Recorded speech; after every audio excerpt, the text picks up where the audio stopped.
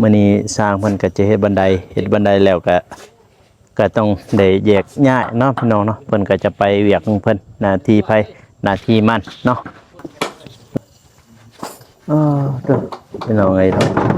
วันนี้มาอัปเดตทางบ้านน้องสาลีคือเก่ามาเสร็จแต่ละขั้นนะเอ้ปองลงลุ่มหมดเลยนี่อยู่นี่นั่นโอ้สบายดีดาวก็คือได้บ่ธรรมดาเลยแต่รอบนี้ก็ล่มเลยเด้เอาตะปูบ่ตอกบัดนี้มีตะปูหยังตะปู8ตะปู10 8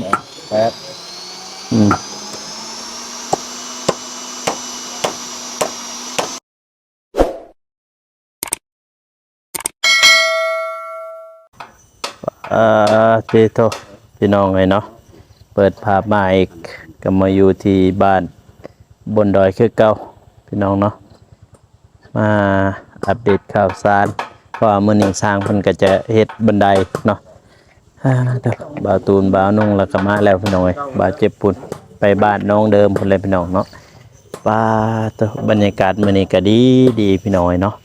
มื้อนี้สร้างเพิ่นก็จะเฮ็ดบันไดแล้วก็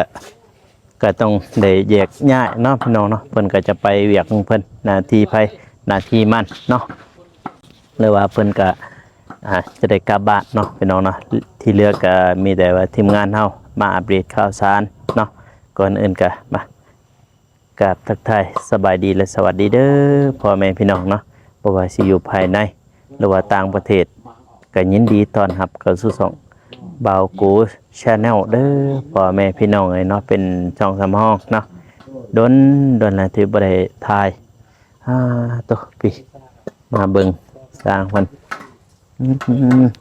โดยผู้เฒ่าเราเฮ็ดเตียงเลยนี่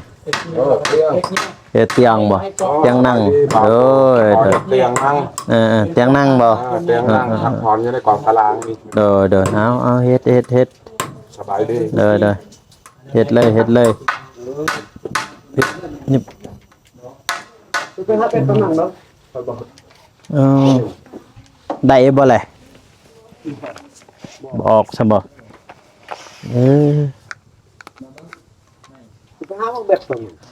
มันก็มีกระแจหม่างมันติมันมีนะบ่โทรหาสร้างแดงบ่บ่มีเข้ามันสิแก้วเฮ็ดแตงมันมีกระแจมันเองนั่งสบายปกติน่าจะมีอันนั้นตัวหมากมันตัวจิมังซอยสร้างมันบอกไปเลยนะพี่แขกคนมั่งไปเฮือนก่อนนั่งอยู่นี่สบายเมื่อย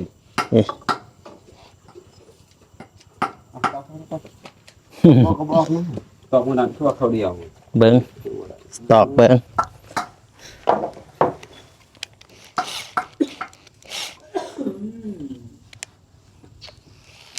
ตอกไปเบื้องอันนี้บ่เบื้องซ้ายเบื้องนี้นี่แม่นบ่บ่ถูกเขาตอกเบื้องซ้ายตัวตอกคั่วออกมาแม่นตอกคั่วมันก็ตอกคั่วมาพี่ออก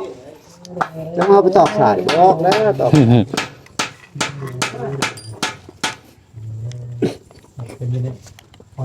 แม่นหันโอ้แม่นเลยเนาะ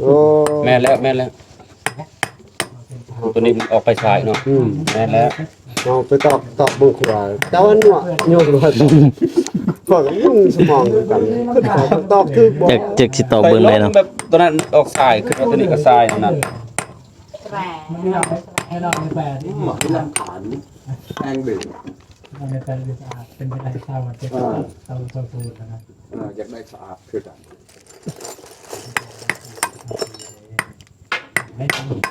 สีฟ้า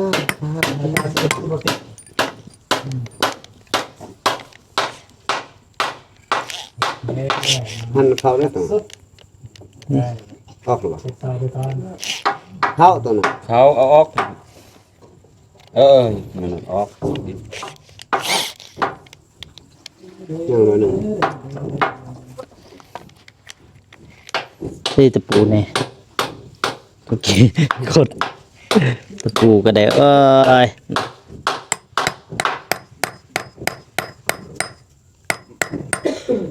ปกติง่ายอยู่นะ แม่น เขาก็ง่ายแล้วออกเลย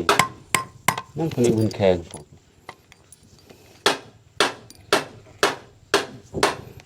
ปกติเคยเอาออกอยู่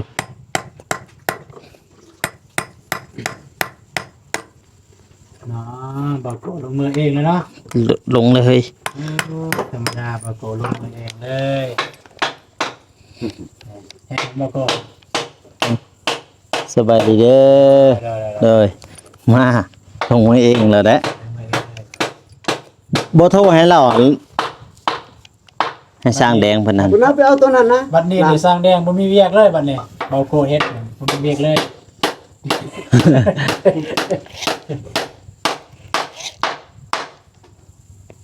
โอ้ย สิเจาะบ่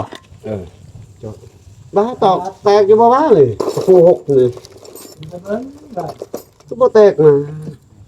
ตอกตัวอะไรหั่น ตอกสอง จะลองตอกเบิ้งถ้ามันแตกก็ใส่ตัวไม้ตัวนี้เขาเห็ด โอ้สิตอกตัวนี้ลงหลุมบ่ลองเบิ่งดอกหนึงหั่น แตกนะ เลยบอกเลย ลองเบิ่งหา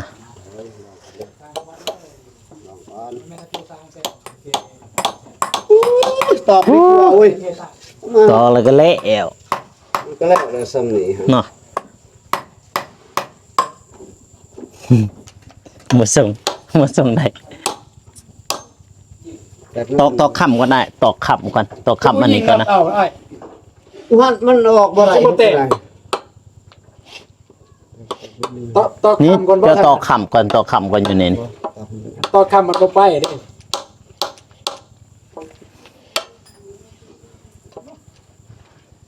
ตอกค่อยๆตอกมันบ่แตกมันสิตอกปักมันบ่อยู่เด้ อืมไปได้หั่นไปได้หั่นไปได้ สำเร็จนึง เดี๋ยวบอกได้สำเร็จ นั่น ไปได้หั่น พวกถึงบ่ให้กายเลย ไปบ่ได้ เจาะตะปูไว้เลยนะถึงมันจะต้องตะปูไว้ถึงแล้ว แตกเคย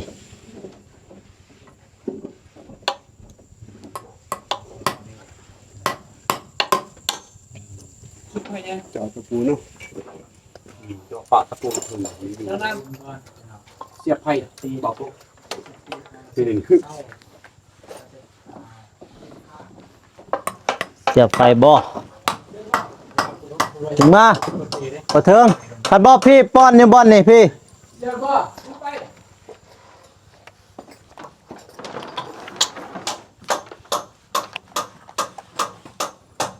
แต่บ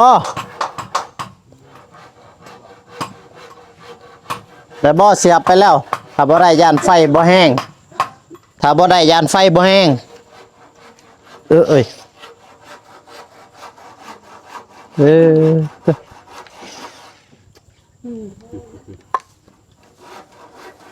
เอาบาดนี่มาเบิ่งทางนี้โอ้เฮ็ดจัง เสร็จเสา เสร็จเสาออกอยู่บ่ล่ะบอกบ่ น้ำมันในกระบังเด็กน้อย อืม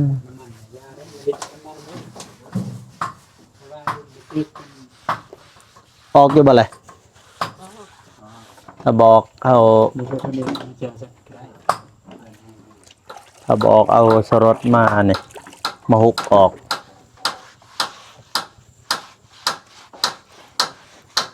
ดีออกดูที่จะว่าบอกสบายดีเด้อบ่ตูน โดยสบายดีเด้ เออบ่ตูนมาฮอดแล้วพี่น้อยบ่เจ็บเด้ เราเจ็บไปบ้านน้องซาเอ้ยไปบ้านน้องเดิมบ่ แต่มาน้องเดิมบ่ อ๋อพอดีเอาเธอดินมาให้ได้หั่น เอาเท่าดินเอามาก่อนว่า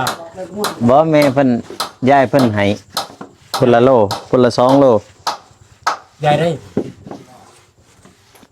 อ๋อเห็นผู้นั้นเพิ่นซื้อแต่บ้านเบาเมฆเพิ่น ตอกแล้วนะคอยตอก เพิ่นซื้อแต่บ้านบ้านนี้แต่บ้านเบาเมฆ ย ายคนใดแหละ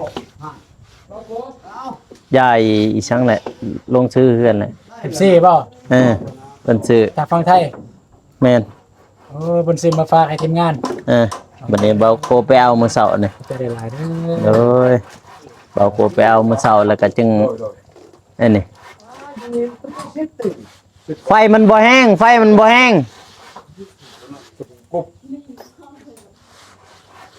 ไฟบ่แห้งไฟบ่แห้งเฮ้ไฟบ่แห้งไฟบ่แห้งจบไปแล้วทางนี้จอบาดนี่คือเพื่อสิได้เนาะ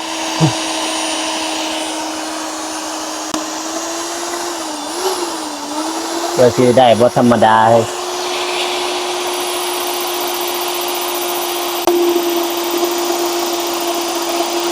พอแล้วมั้ง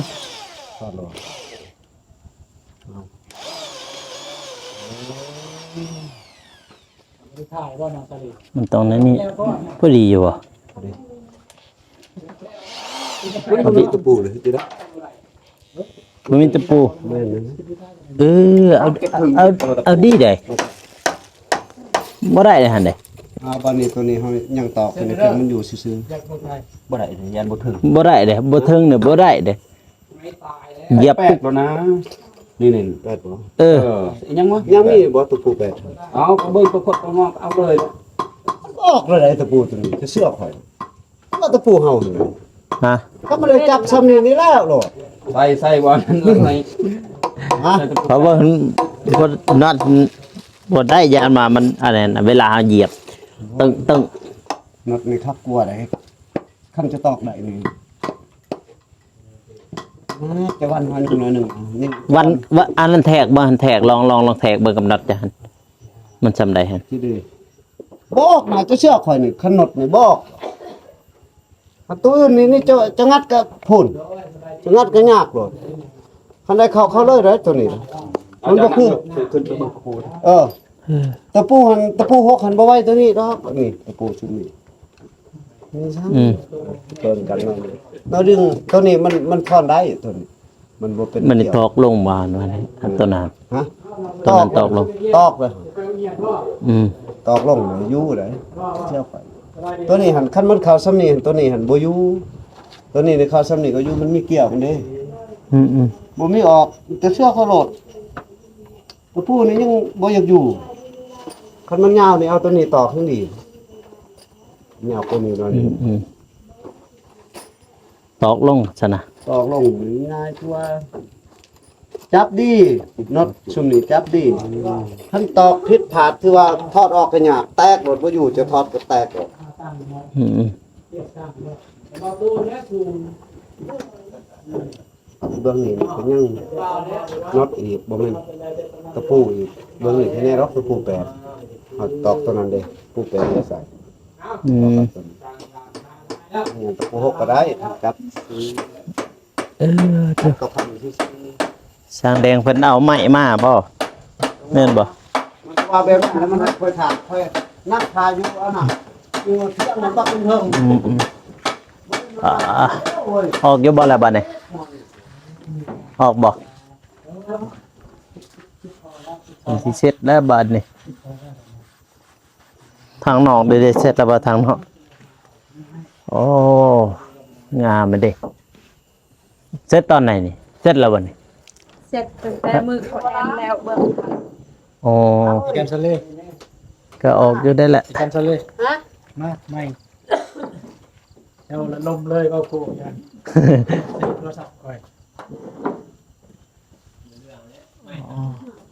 ไม่ได้หนึ่งคนนอนหนึ่ง ไม่ทางหนึ่งคนบ่ทางหนึ่งบัดนี้ดีแต่ละบ่ตูนยังจืดได้อฮะมันสิเสร็จบัดนี้ อ๋อตัวพี่น้องไงเนาะวันนี้มาอัปเดตทางบ้านน้องสาลีคือเก่ามาเสร็จแต่ละคันแล้วมันน้ำฝนบ่นี่แม่นบ่อ๋อลาวน้ำฝนนั่นพี่น้องพี่มาโตกก็ยังบ่หลาย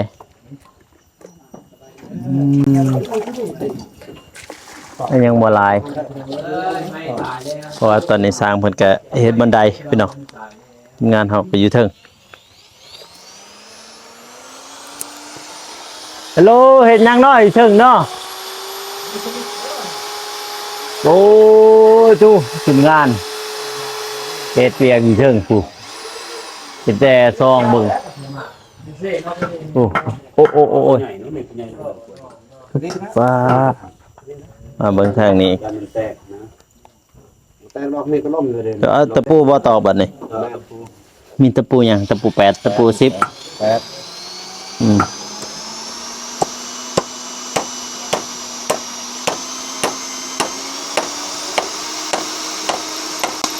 ก็จะได้แตก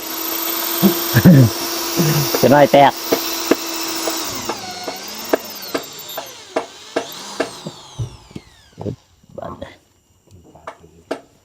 จะขัน1 2 3 4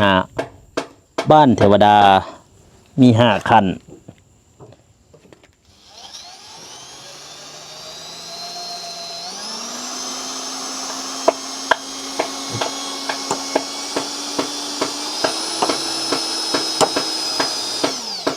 สอดดีกว่าสอดดีกว่าละตอบอันนั้นเราเจาะ ทำไงนี่มันสิเกินกว่ายาทางเที่ยง นี่แหละทางหนอไปเลยเพียง ว่าไม่มันก็บ่เสมอกันเนาะก็ใหญ่เพราะว่าทางนอกนี่มันเที่ยงกันนี่แหละ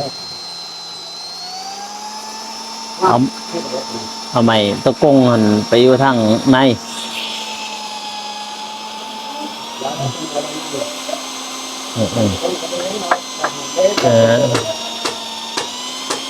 ทำใดกันหนึ่งมันตั้งอันนี้แหละพี่น้องเลยเนาะติดเตียงเอาดีได้ปะเทา โอ้ยบ่าวก็ ได้อยู่บ่เลย ได้ เอาคนตีสร้างเนี่ยยืมเราเนี่ย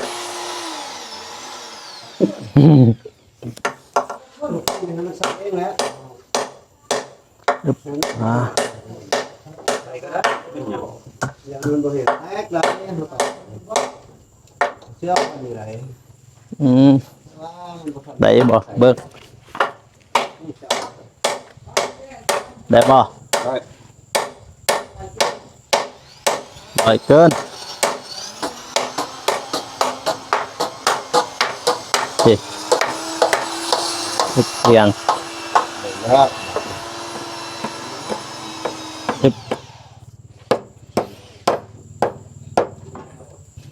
โอ้ยคือแอลอ่อนละปะเฒ่า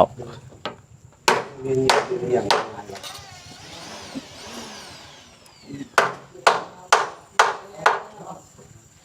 บ่ได้8ปูบ่บัดนี้ ได้นี่นี่ อืม ปูแฟนตัวนี้ เออ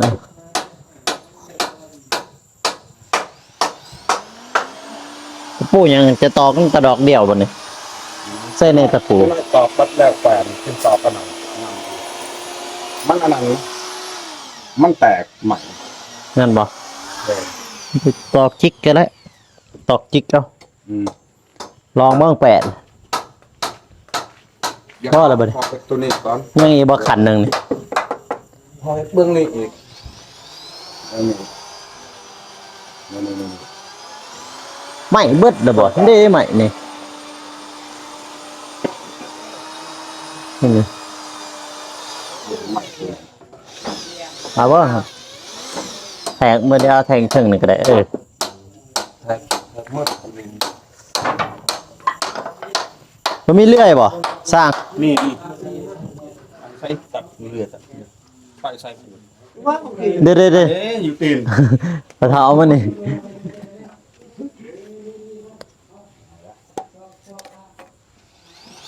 วันนี้จะทางนี้มีแต่คันบ่คันหนึ่งบ่คันหนึ่งบ่นี่ทางนี่ บ่พ่อเลย พ่อละบ่ พ่อเลยที่ใช่เลยตัวนี้บ่เป็นหยังใช่ใช่เออแน่ เดี๋ยวดีเลยแทกตัดได้ด้วยนี่ มึงได้ไว้มึงเองนะ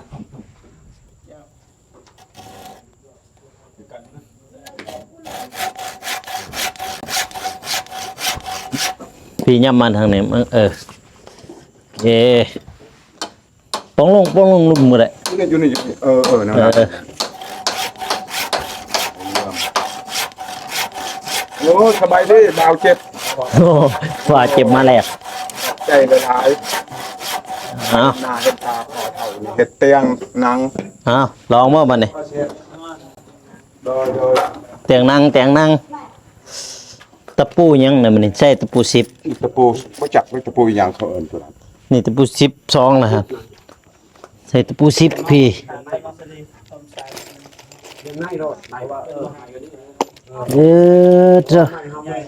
ต้องได้ใส่ตะปู10พี่เด้อเสร็จ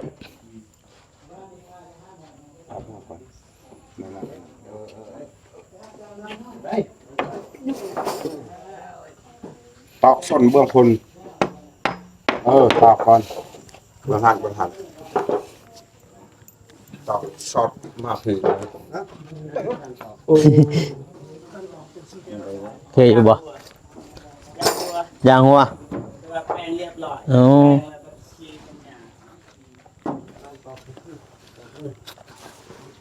โอเคเด้อ โดย โอเคแล้วบ่ โอเคพอจับ ขึ้นลายอยู่บ่ มาเดียวบ่นะตอกอยู่ลม ย่านแต่มันอันนี้ติ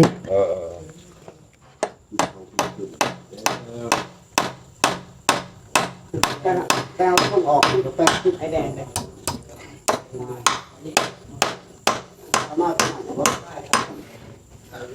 ถึงแล้ว เฮ้ย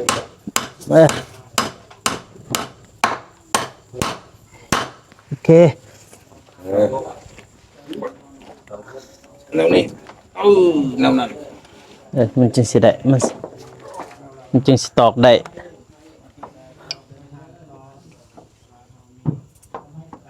โอเคโอเค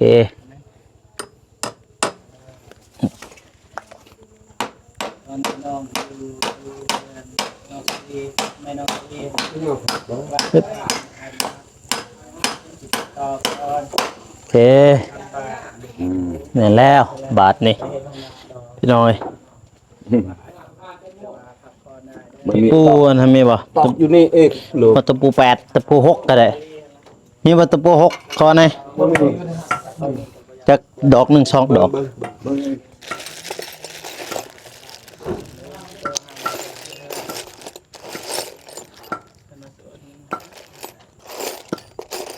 แต่สำนี้บ่เด้อ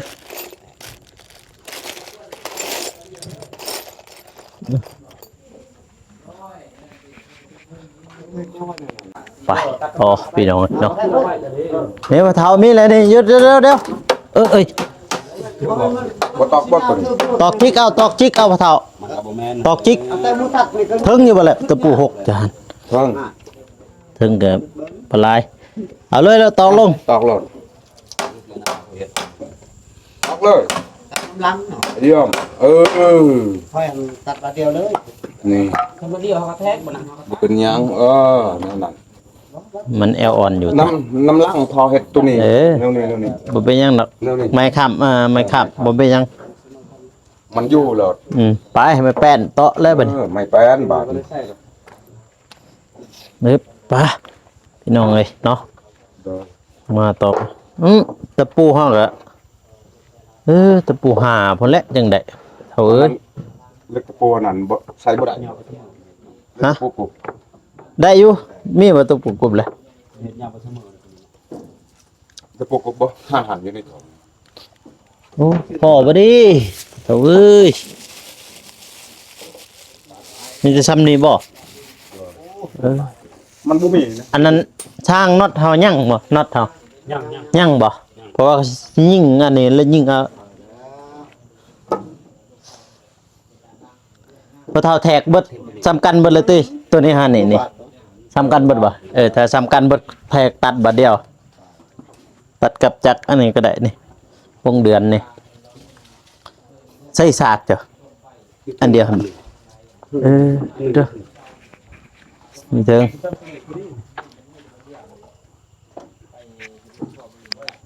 ขอแต่จะแทกข่อยหันให้มันซื้อได้แหละนี่ข่อยอยากได้สากพี่น้ำสางพี่สากพี่อยากได้สากน้ำสางแต่ได้สากแล้วโอเคแต่จะแทกแบบนี้อ๋อบ่เห็นน่ะสากอยู่เถิงอันหนึงข่อย เบิ่งให้ที่ ก็ขึ้นไปเบิ่งเมื่อกี้นี่เอา คือเบิ่งให้เพิ่นตัวนี้ก็ซากคือกันนี่ เอาตัวนั้นก็ได้เอาเฮ็ดตัวพี่น้อยเนาะพี่ก็มาอัปเดตข่าวสารเนาะพี่น้องนะมาเฮ็ดเตียงนั่งกับพ่อเฒ่าใหญ่เนาะพี่น้องนะคลิปนี้ก็บ่าวโกก็สิจบไปเพียงเท่านี้เด้อพ่อแม่พี่น้องเนาะก็อย่าลืมฝากกดไลค์กดติดตาม EP ต่อไปเนาะหรือว่าคลิปต่อไปของบ่าวโกพี่น้องสำหรับคลิปนี้ขอกล่าวคำว่าสบายดีพี่น้องแล้วเจอกัน EP หน้าเนาะบ๊ายบาย